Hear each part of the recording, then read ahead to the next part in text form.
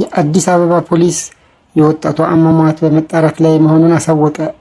ቀነኒ አዱኛ ገና ለጋ ወጣት ስትሆን የአርባ ምንጭ ዩኒቨርሲቲ ምሩቅ ሞዴልና የማስታወቂያ ባለሙያም ነበረች።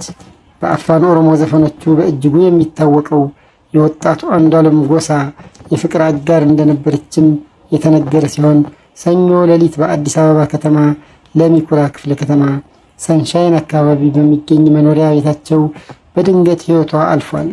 ከአንድ ዓመት በላይ ከፍቅር አጋሯ ጋር አንድ ላይ በአንድ ቤት እንደኖሩ እየተገለጸ ሲሆን ከህልፈቷ በኋላ አንዷለም ፖሊስ ለጥያቄ ፈልጎ እንደወሰደው ተመልክቷል።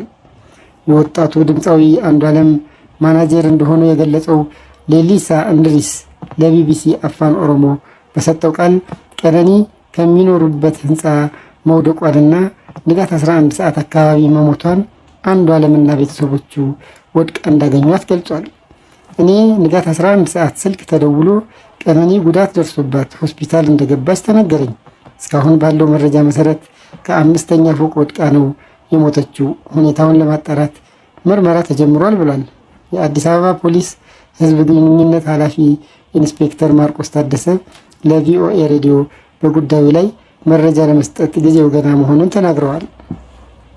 አንድ የአዲስ አበባ ፖሊስ ወንጀል ምርመራ ባልደረባ ለሬዲዮ ጣቢያው ፖሊስ በጉዳዩ ላይ ምርመራ እያደረገ መሆኑን ከመግለጽ ውጪ ምንም መረጃ እንደማይሰጡ ተናግረዋል። የወጣት ቀነኒ አዱኛ አስከሬን በዳግማዊ ምኒልክ ሆስፒታል የአስከሬን ምርመራ ከተደረገለት በኋላ ሱሉልታ ወደሚገኘው እህቷ ቤት የተወሰደ ሲሆን በአዲስ አበባ ስርዓት ቀብሯ ይፈጸማል። ለጋዋ ወጣት በሚቀጥለው ቅዳሜ ልደቷን ለማክበር በሚል ፎቶዎች እየተነሳች ነበር።